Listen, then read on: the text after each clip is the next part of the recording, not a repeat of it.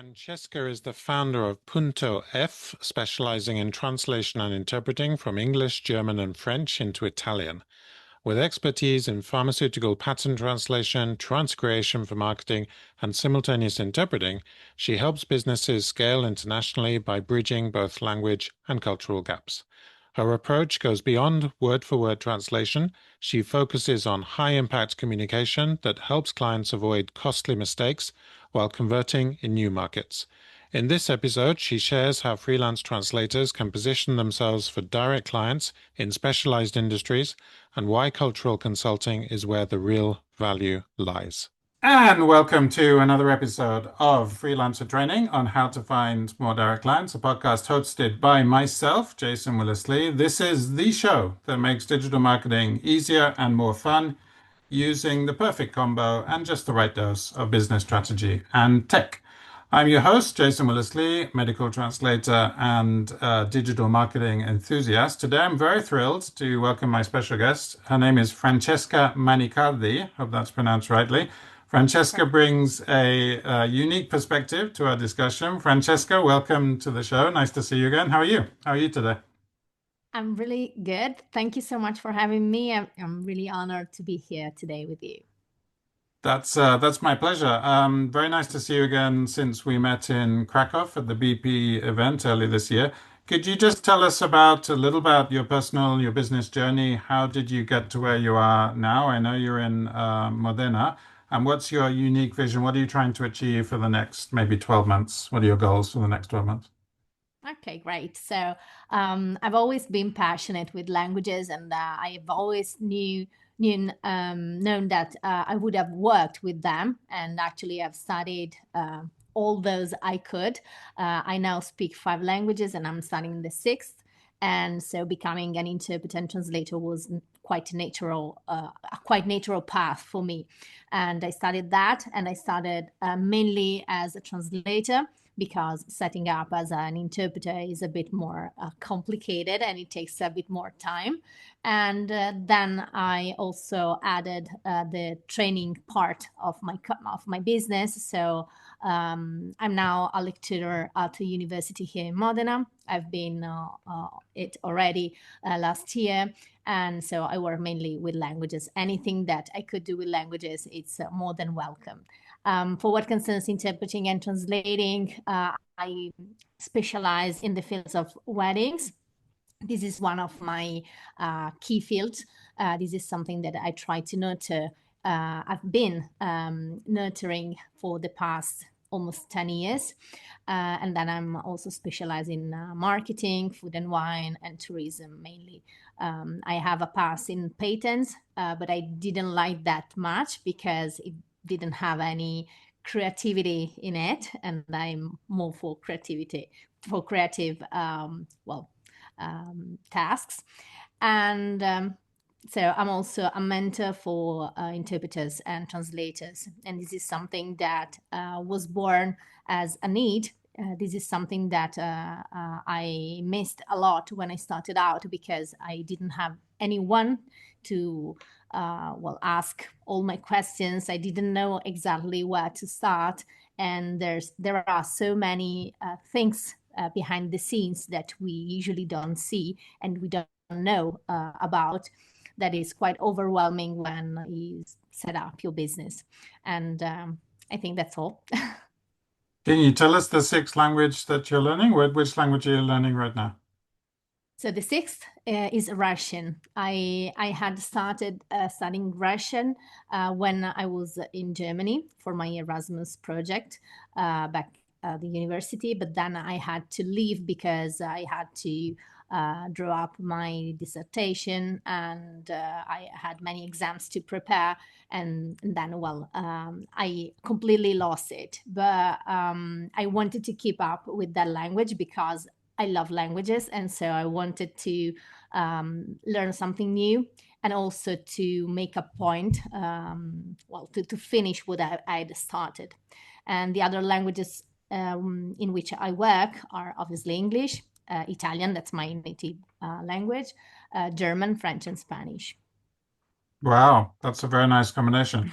Let's talk about, so we've got a few talking points. Let's talk about quotes because when I met you in Krakow, you were actually giving a session on how to prepare the perfect quote. So Mhm. could you just give us two or three sort of insights from that session? What is important to get across in the quote, and how can we convert more quotes? Because the point is actually encouraging the prospect to buy and have the quotes converted. Can you give us some sort of best practices on when we quote our services? Yeah, absolutely. So, in my opinion, a quote is always needed anytime you are proposing, an assignment, a job.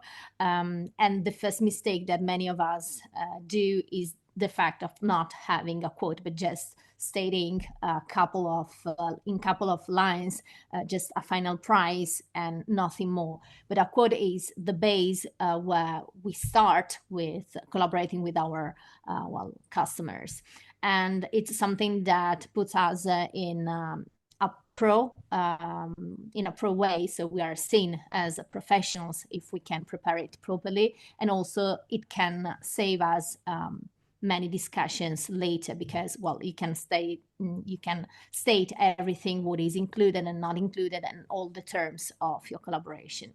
So I think that having a detailed quote with everything what is included in our service is the first step. And also the fact of proposing it in a in a graphic way. So in a way that is nice to be seen and also easy to be read.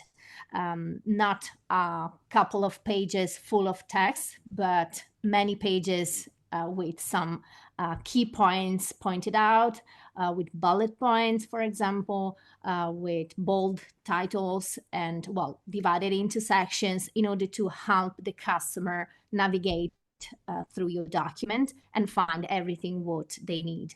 And another important thing, in my opinion, is the fact to repeat some key points many times, such, for example, deadlines in case we are talking about a translation, or even, for an interpreting assignment, if we need to get the documentation to prepare on. So it's important for the customer to know, the latest date when they can send us these documents. And so also the terms of the service. So including also what could go wrong. This is something we usually don't think about, but when you are running a business since a little bit, you have already learned that anything can happen, and it's better to put it on paper.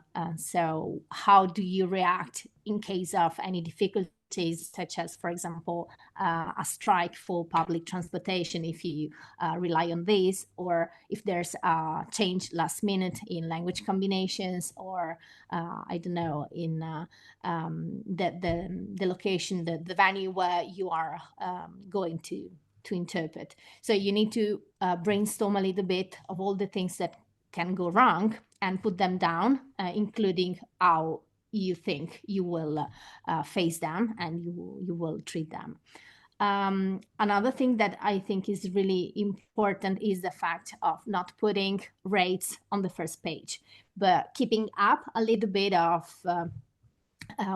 expectation, and also to hype a little bit what we are proposing, Mm. just introducing ourselves, why we should be the perfect fit for this customer, how we are skilled enough for that specific task, and also, explaining into detail what is included in the service. Sometimes our customers are not used to work with interpreters or translators, and they may need what is underneath. We don't need to go too much into detail, because I think that otherwise it would be a bit boring for our customers. They are not interested in all of this, but just to convey all the work that is behind the scenes.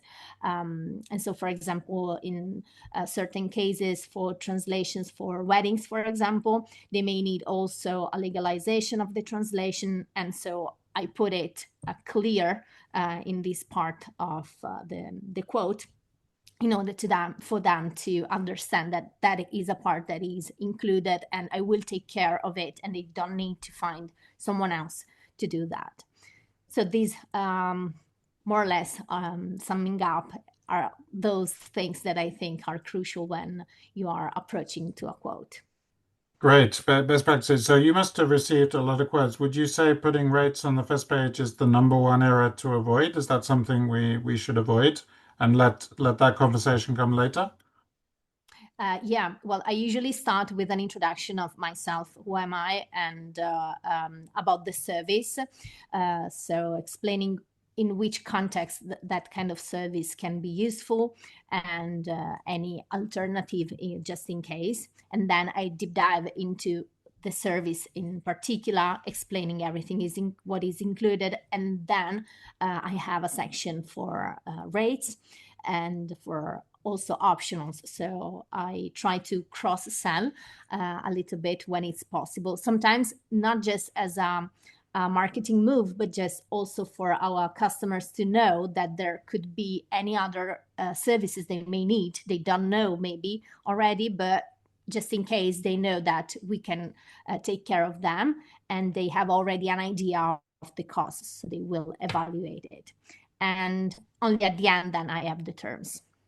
Okay, so let's talk about rates as well, because you touched on rates. So, what do you? I'd like you to talk about the psychology of pricing a little bit, because let's face it, rates are not just numbers; they're a statement of professional value. So, a higher number, communicates another. I just received an email from one of my mentors today talking about a coffee in Mayfair being sold for £265. And this coffee, there are people lining up to buy a coffee for £265. And that's about, he's selling a program of mentorship about turning someone into a key person of influence. So once you become a KPI, the price doesn't matter. So, you're not sort of competing on price. So could you talk about that sort of psychology of pricing and its direct link to business sustainability? I mean, is it all about self-respect and professional boundaries and not undercutting other people? How do you set your rates, and how do you sort of create a sort of category of one for your business? Because I teach people, I teach colleagues a lot of personal branding and how to be in a category of one. So there is no competition. So that £265 coffee presumably is a category of one, and that's a very premium product. How do you set your rates, and how do you advise our listeners to set their rates as well? We have translators and interpreters listening to it. Well, this is a good question. Actually, I made many mistakes before getting to where I am right now, because I tried different solutions and not all of them were successful. When I started out, I was really hungry and I really wanted to work. And so I accepted any rate. Yes. I'm a bit ashamed because obviously many of them were really, really low. And well, it wasn't fair for the market, for the colleagues, but I was really hungry to start working and make some experience, that I accepted anything. Then growing up, I understood that I couldn't pay all my bills with those rates. It wasn't sustainable, and it wasn't even respectful for myself, for Yeah. my parents who paid for my studies, and for many other reasons. So I decided I would have worked less, but at better conditions and better rates. And so I set my rates according to first cover, well, my expenses, my bills, and then also to have something to be saved or to be spent in funny things. And I'm not ashamed right now to say that probably I'm working less than in the past, but I'm even less stressed, because I know that when I'm performing well an assignment, I'm paid the worth what I'm worth, and so Yes. it completely changes also my approach to my job. And sometimes it is myself who is proposing to customers. It's not just them to come who come to me. And in the past, for example, I didn't draw up any quote. So I just accepted what others proposed me. And in most cases, they were just agencies and not direct customers. But in that case, I wasn't working as a freelancer. I was just working as an external person, like an employee, but without, the advantages of an employee. And so Yes. I wanted to take my business in my hands, and I wanted to give it a new path, a new direction. And I prefer, to set rates differently. This means also that sometimes, in most of the cases, when I get contacted by agencies, my quotes are almost never accepted because they are too expensive for them. But I don't care, because my focus is not working with agencies. My focus is working mainly with private customers who can actually understand the value. It's not just I'm not just a part of the chain. I'm the one who can solve their problems, and they can take me more into account. Obviously, there are also many agencies that work really good, and they are really nice to collaborate with. But I understand also that from an agency point of view, you need to reduce costs, and you need to have a more assignments to cover everything. And this is what I did. I don't know if this is the right solution, but this is something that is working for me, and I'm really happy about that. What I would suggest is just to try with different kind of customers, and give ourselves just a little bit of time to gather the results and understand if a solution can work for us or not. I love what you just said about positioning yourself as a solution provider and presumably making the customer aware of the problem that you're. I love that. That really works with direct clients rather than agencies. Let's talk about mentorship, because you mentioned that you are involved in mentorship. You're a university lecturer there in Modena. What kind of things, how do you accelerate a mentee's journey, and what kind of things are these beginners? Are these more experienced colleagues? Because I do some consultancy as well, as you may or may not know. I just got back from a couple of meetings at the Malouse event where I was coaching a couple of colleagues in a personal branding clinic, and hopefully we'll carry on working together. How do you accelerate your mentee's journey? And is it a question of, combining the power of mentorship with mastery over pricing? You discussed pricing, I thought, very, very well, some very good insights. How do you sort of accelerate someone's journey, and what exactly is their level in the industry? Are they total beginners? Do you work with people 5-10 years in? What kind of students are you typically working with? I mainly work with the newly interpreters and translators, those who are just graduated, who have almost no experience or a very little experience. And what I really like to do with them is to be completely honest about our work. So when I started out, I thought I could become a literal translation and translating books by the seaside, and while taking long walks on the sand, and while having a really calm and relaxed life. But then the reality was completely different, and I was a bit shocked and also a little bit upset about that, because in my mind, grew this idea of this kind of work. And I don't want to put them down, because I just want them to be fully aware of how our field works, how it is the environment of interpreting and translation, without trying to ease things up, but giving them those tools and those skills they may need to survive, and at least do not feel delusional about our work, because it could be really rewarding. I think I couldn't do anything else in the world. This is my favorite thing ever, but at the same time, it's really hard, and you need to be consistent and to do not give up if you don't get results within a couple of years, because it could take a long time. And sometimes, I remember also as I was, so I told you before, I was really hungry and I wanted results. And it was really sad to see that these results weren't coming. So it took me really a long time. And so I just want them to be fully aware.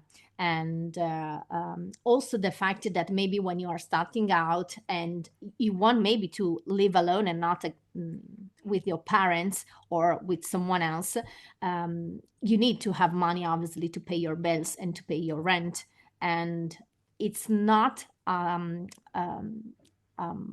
sign of failure if you look for another job to be combined with your translation and interpreting role, because it's quite normal.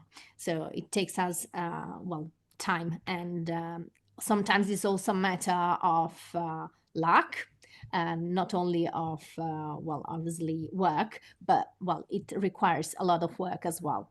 So this is the starting point. And I think that mentoring is really underestimated, from both sides, from more seasoned professionals and from youngers. But actually, it's something that I think could help all of us to build a better working environment. So I think that talking with young people and explaining them how things work could help them understand better, and also to face better some problems and some situations. Getting back to rates, I think that is crucial to talk to young people about rates, because as I did, obviously, if you want to work and no one proposes you higher rates, you will accept lower rates. But if you don't understand that with those low rates, you cannot live, you cannot survive, and then you will harm also our entire environment. Yes. Well, this could be an issue for all of us. And then, maybe there could be also people that believe that getting paid peanuts is a good thing. It's good for them, but at least we have tried to discuss about this topic. Also because usually, at least here in Italy, there's a lot of embarrass when talking about money. It's a kind of taboo. So you shouldn't talk about how much you earn, what you charge for that specific service. But actually, I think that is something that could help all of us to raise our prices, our rates, and also to have and to get better conditions. I don't think we should be ashamed of that. On the other side, we should be proud of what we reach. And if we shared with other colleagues how we got there, it could be useful for all of us. Yeah, I love the way you're being very realistic with your students and your mentees, especially in the business climate at the moment, which is quite uncertain, with wars going on and AI, the tech wave. Let's go on to a couple of quick fire questions. Francesca, we ask all our guests these questions, just the first thing that comes to mind. No preparation whatsoever. What's the best business advice you've ever received, maybe from one of your mentors, or perhaps the best business advice you've given someone else as a mentor, as you were just discussing? Yeah, well, when I started, I was working. Actually, I was an employee, so I became freelancer just a couple of years later. And I had a colleague of mine. We are still in touch. We meet regularly. She was older than me. She was an employee. She didn't want to become a freelancer. We worked inside a company, and I took care of translating documents, interpreting, and also a little bit of back office for the sales department. And she taught me to write really clearly, both in the form of the words you used, but also in the shape you gave to the text, and also to reiterate things, just for people to for them to be easier to understand and to do not get distracted.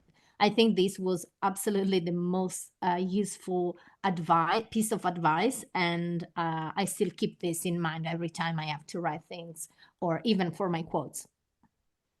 Using just one word, how would you describe AI? What do you think of AI in just one word? What's the first word that comes into your head? The future. Okay, that's a good one.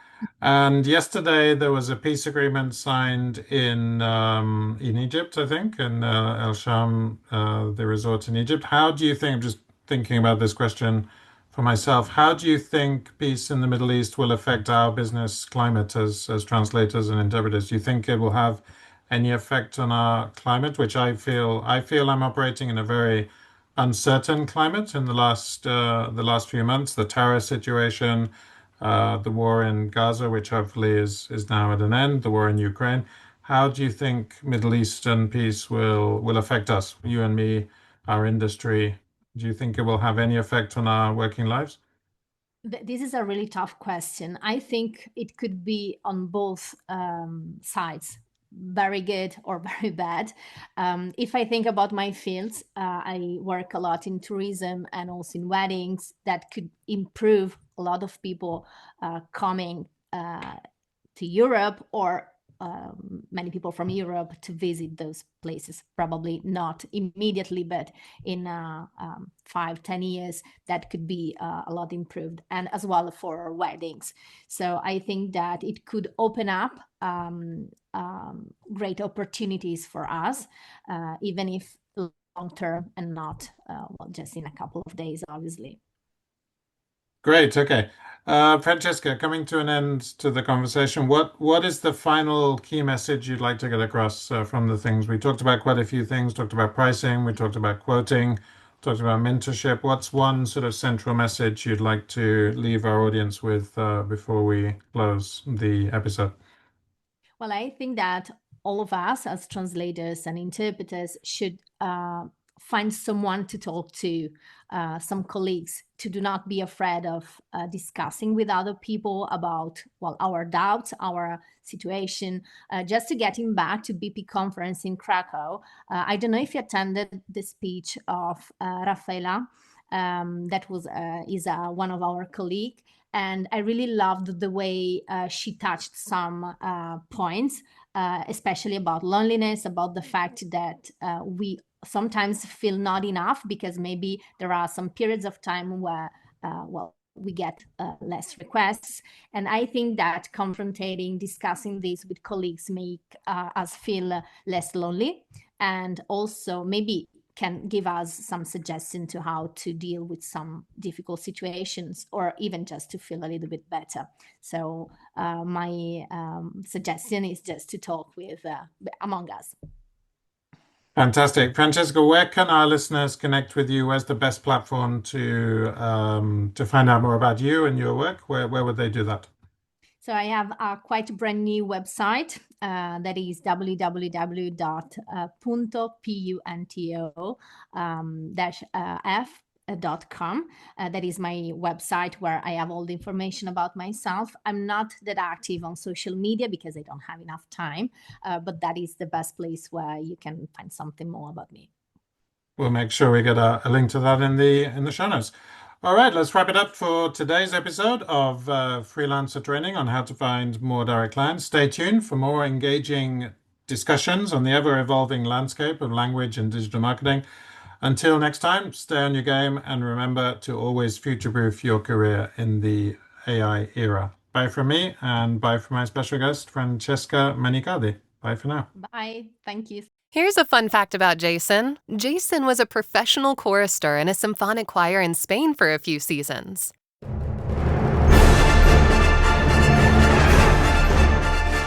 Thanks for tuning in to the How to Find More Direct Clients Than You Can Poke a Stick At podcast. We'll be back soon. In the meantime, why not head over to www.entrepreneurialtranslator.com to access all our tools and resources to monetize and future-proof your freelance translation business. And don't forget to hit the plus button in Apple Podcasts or iTunes, or subscribe in Spotify to be notified when new episodes drop. For regular tips and insights, business strategy, or marketing techniques straight to your inbox, please sign up at www.entrepreneurialtranslator.com.